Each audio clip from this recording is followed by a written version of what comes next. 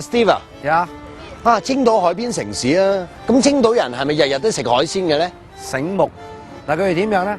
早餐朝頭早整籠海鮮蒸包，中午整個海鮮湯麵、蝦餃，晏晝3點3下午茶咧，整幾串燒墨魚，夜晚仲精彩，龍蝦、鮑魚、海參，樣樣都有。哇！雖然我哋印度人咧就唔係咁中意食海鮮，但係你咁講，我一流。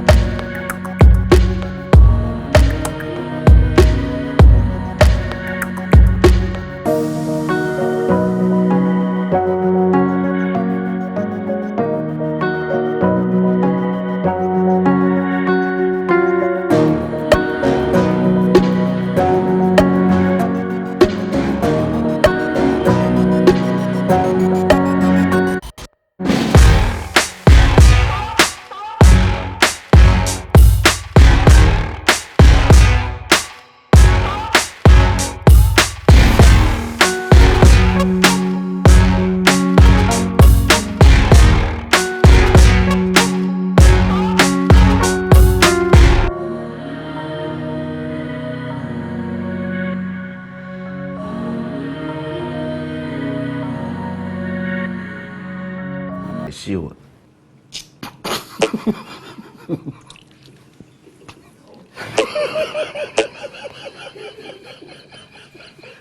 ！Steve 啊，點啊？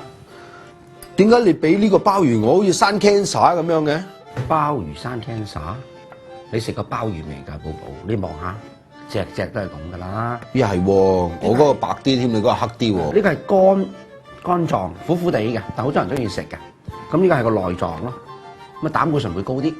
明白，但係醫生話我膽固醇過高喎，叫我唔好食啲膽固醇咁高嘅嘢，或者我俾埋呢嚿嘢你俾個鮑魚我咯。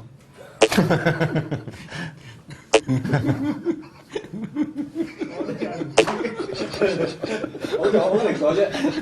OK，就係你講咯，我覺得忍住笑啦。原來咧，青島人佢哋食鮑魚中意點咧？佢用筷子，不過就唔係夾。佢哋用筷子咧，咁樣篤落鮑魚，哇，好好啊！叉住嚟食啊！哦，明白。呀，嚟啊！好 ，Cheers！我要向你投訴，一開始已經咁大隻蝦，跟住咁大隻鮑魚，咁大隻心，跟住咁靚嘅翅，我已經飽晒。